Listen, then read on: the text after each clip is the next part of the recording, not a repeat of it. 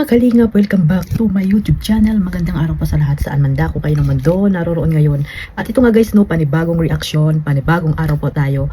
Ang pagbabalik ng inyong lingkod, Kalingap Maymay. Ayan, mga kalingap, ito mga kalingap, nakakalungkot isipin, karma na ba ito mga kalingap dito kay Tikyo na or sa mga nagpapalipad sa kanya mga kalingap. Sinayang lang, sayang lang yung mga kapirahan nila if ever man na hindi nga nakakasahod or nakasahod itong si Tikyo at wala pa yung pin sa kanyang YouTube channel. So ito mga kalinga, parang nakikita ko dito na parang sinasabi dito ni Kapiste na parang sinabotahe or may nakakaalam ng channel or may hawak na ibang tao ang channel ni yung channel ni Tikyo may hawak sa iba, hawak ng iba, hawak ng iba mga kalingap. Kaya dito di umano sabi ni Kapiste ay baka daw nga may kagagawan yung may hawak ng YouTube channel ni Tikyo mga kalingap. Ito kaya may katotohanan. Pero bago natin ipagpatuloy itong ating reaction dito mga kalingap, shoutout muna tayo sa ating founder, Kuya Bal Santos Matubang, Ate Edna Vlogs, Kalingap Rab, at sa lahat po ng mga nasa landing pad, Ambassador, Deputy, mga kalingap scouters, mega love shoutout po sa inyong lahat. Ganon din po sa mga sponsor, OFW, syempre sa mga reactor, legit reactor po na nandito po sa Team Kalingap. Shoutout po sa inyong lahat. Ito mga kalingap, meron tayong papakinggang sinasabi po dito ni Kapiste about doon sa YouTube channel ni Tikyo mga kalingap, na grabe po, di ba? Grabe, ito ba ay karma na? Karma na ba ito mga kalingap? Dahil sa pagpapayabang ninyo sa mga palipad ni Tikyo ay nabaliwala, hindi makakukuha ni Tikyo dahil nga hanggang ngayon ay hindi pa naayos ang kanyang YouTube channel, hindi maayos-ayos mga kalingap. Ito mga kalingap, meron dito sinabi si Kapiste about dito po sa pin na ito na hindi pa natanggap ni Tikyo mga kalingap. Ayan, pakinggan natin mga kalingap at re-reaction na natin kung ano man yung mga sinasabi dito ni Kapiste about sa channel ni Tikyo mga kalingap. Sayang, di ba? Kung hindi makukuha itong kung hindi man makuha itong sahod ni Tikyo, sayang. Kasi nga, ayan, nagpayabangan sila sa pagpapalipad, puro pula, palipad, pero ayun, sinayang lang if ever man na hindi makuha ito ni Tikyo. Naku, laking panghihinayang ito sa mga nagpapalipad. Laking paghihinayang ito sa mga nagpapalipad mga kalingap. Buti ka sa inyo, puro yabang kasi ang inuuna nyo ay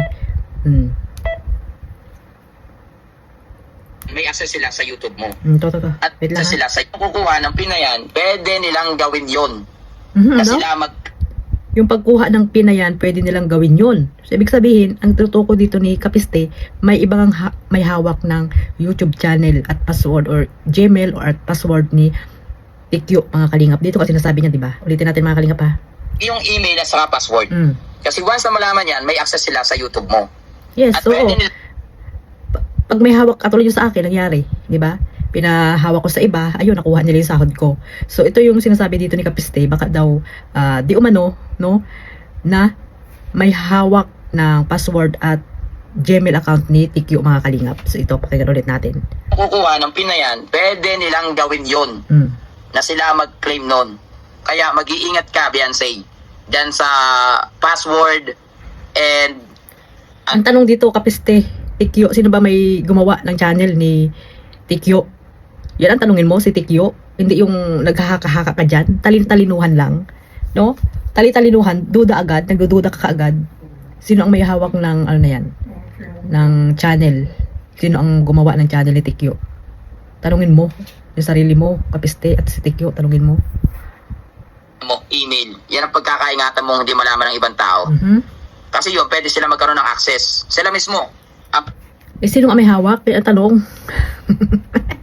Bakit hanggang ngayon ay wala pa yung pin? Si Tikyo ang tanungin mo, wag kang para salita dyan kung sino ang may hawak ng Gmail at password ni Tikyo. Ikaw lang at si Tikyo ang makakasagot niyan. Pwede kumuha. Bakit kasi di na lang umalis sila Beyonce dyan sa daet? Hindi kasama pa itong about doon sa pinapaalis daw di umano doon sa daet itong sila Batalero family. Pinapaalis daw at sa Batangas na daw di umano pinapalipat. Yan ang nabasa ko. Ito nga may nagsagot dito, may nagtanong. May nagtanong, alamin natin kung anong kasagutan dito ni Kapiste mga kalingap. Hindi natin agad-agad sila mabibigla Pero kung sila ang tatanungin, gusto yan. Oo, ng pamilya siguro. Kasi siyempre, tingnan nyo yung mga nangyayari. Hindi na healthy. Kahit sa realidad na nangyayari. Paano kagagawan mo? Pumasok-pasok ka sa Batalero family, kaya lalong gumulo, no? Lalong gumulo ang buhay ng Batalero family. Ngayon, sino sisisihin mo? Ha? Kapiste. Batalero family, sino sisisihin nyo kung bakit nagulo lalo ang mundo nyo? No? Kung bakit lalo nagulo ang buhay ninyo. Tapos ngayon, yan, di ba? Lilipat kayo kung saan-saan. Kahit na lumipat kayo, ang bashing nandyan kilalang-kilala na kayo sa buong mundo dahil sa pagpapatulpo ninyo. Di ba? Hindi na healthy. Yun yun. Mahirap kasing kumilos lalo kung wala ka naman talagang hawak na pera agad-agad. Hindi po ganun yun eh. Madaling umalis. Kung Marami ito silang sponsor may big sponsor nga, di ba? Madali lang ang pera sa kanila. Kaya nga, di ba, lakas ng loob. Oh, tapos ngayon sabihin mo walang pera. Mapira yan. Huwag kang ano dyan, kapiste. sabihin man natin, di ba? May malaking ang pera. Kaya nga kung ito ay makukuha at masasahod agad ni Beyonce, malaking bagay yun. Kasi Yan malaking yung gagamitin para lumipat ang ibang lugar. Para gagamitin yung pera na sahod doon sa YouTube channel. Ganun ba kalaki yun, mga kalingap? Alam nyo, naalala nyo yung inalisan na bahay na binigay ng kalingap, yung sila Maylin? O anong ginawa? Pinapunta sa Manila, di ba? O, umabot ba ng 1 taon? Di ba? Wala din, bumalik ng Bicol. Anong nangyari? Wala silang bahay. O, sino nagsasakripisyo ngayon? Mga anak. Hindi natin alam kung nasaan na sila. Naghirap muli, wala nang masilungang bahay. Sinayang kasi nila kasi nga, nagsunod-sunuran sila doon sa mga sponsor. Malamang, ganito ang mangyayari sa Batalero family pag nakinig sila dito kay Kapiste or sino mang mga nasa likod nila. No? Ganyan ang mangyayari. Ang pera po, madali lang po mawala ang pera. Maubos. Yan. Madali lang maubos ang pera. Yan ang tandaan nyo. Kaya huwag kayong susunod-sunod kung ano man yung sinasabi nitong nagmamagaling na si Kapiste. No? Ano lang kayo sa kapahamakan yan. Dadalhin lang kayo sa kapahamakan. Simula sila ng bago, natahimik. And then, saka siya gumawa, or madali naman mag-apply kahit anong ID eh. Pag ikaw nasa ibang lugar na, pagpalagay natin na nakaisip ka. Nagmamagaling-magalingan? Anong pagkakaiba nun? Nung nandiyan sa diet or sa ibang lugar, anong pagkakaiba nun? Pambihira na yan. Yung sarili niya yung channel ay na isang lugar na malayo dyan sa Camarines Norte o sa Kabicolanan, nakapag-transfer kayo sa ibang lugar. Ngayon, doon ka mag-apply ng ID. Maraming klase ng ID. Postal ID. Napakabilis naman yan, lalo na kung urgent. Anong mabilis? Anong mabilis ka? Yung anak ko nga nawala yung postal na ang hirap-hirap kumuha niyan. Lalo pat hindi naman kayo doon talaga nakatira sa lugar na yon. Huwag ka nagmamagaling Kapiste. No, parang ang galing-galing mo magsalita. Huwag kayo makinig dyan, no? Nasa inyo pa rin yan, Batalero family, kung nakikinig kayo dito sa mga sinasabi nitong nagmamagaling na ito. Diba? Ngayon doon mo ipa-address kung nasang address ka. Ngayon doon mo, palitan mo, tama na muna yung request nyo doon sa ano, kasi baka mamaya masobra na kayo sa kaka-request. Ang pagkakalang ko, 3 hanggang 4 lang yan. Ngayon, yung isa na natitira, magtira kayo ng isang request, kasi pag hanggat talagang wala pa rin. Yung about dito, ito sa kanyang pin, kasi nga hindi pa dumadating po mga kalingap. Hinayang na hinayang, hindi natin alam kung sino nga ang gumawa ng channel ni Tekyo, kasi nga wala sila ding alam, di ba? Yun ang alamin niya kung sino gumawa niyan ng channel niya. Kasi alam natin may gumawa niyan, di ba? Mga kalingap.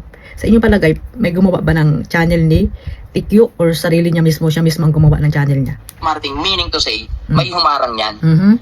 Ayun, may humarang daw. Yun nga, sinasabi ko, nagdududa siya na may humarang daw ng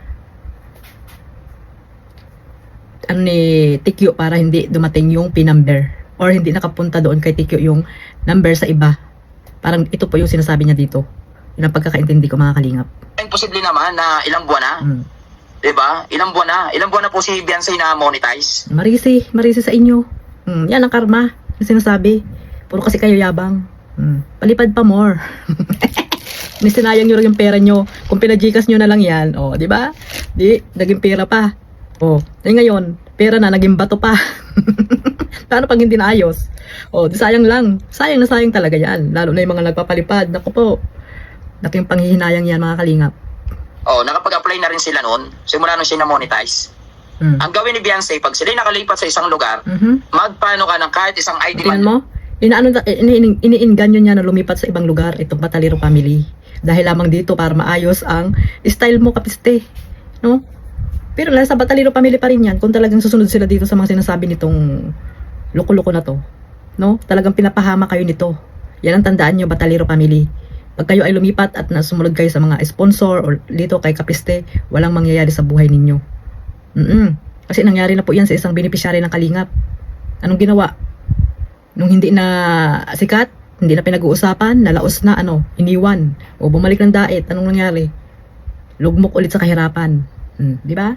Kasi nga nakinig sila sa mga sulusol. Katulad dito sinusulsulan na naman nila sinusulusulan niya na lumipat ng ibang bansa ng ibang lugar itong Batalero family dahil lamang doon sa YouTube channel para maayos. Ang babaw mga kalingap. Ay, Diyos ko Lord. Ano ba itong nangyayari na ito? Kahit postal ID, mabilisan lang yung urgent niya, siguro mga 600 or 450. Parang something ganon. Alam niya Sino kaya ang gumawa ng channel na to? Ang pagkakaalam ko, ikaw Kapiste Hindi kaya ikaw? Tanong lang yan ha. Hindi kaya ikaw ang gumawa? Sino kaya mga kalingap ang gumawa ng YouTube channel ni ni TQ mga kalingap? Siya pa rin po ang makakasagot ng mga katanungan dito, no? Ng mga katanungan ng mga viewers na kung bakit hindi pa nakakasahod itong si TQ mga kalingap. Dahil nga sabi ni Kapiste, ayun nga mga kalingap, di umano or nagdududa siya na may ibang may hawak ng password at Gmail account ni TQ, kaya daw hinaharang. Kaya hanggang ngayon ay hindi po niya nakukuha ang PIN para po sa AdSense at makasahod na po siya mga kalingap. So ayan, marisi po sa inyo. Yan lang po yung masasabi ko, no? Karma Estrel, yung mga payabang nyo dati, nagpapalipad, ayan, ano nangyari? Pera na, naging bato pa. At ang masakit ito, malay natin, may nakakuha na palang iba. Yun lang, ang masakit dyan, mga kalingap, abangan, di ba? So ayun lang po, maraming salamat po sa walang sawang pagsuporta. God bless po sa lahat, mabuhay po ang Team Kalingap. Bye-bye.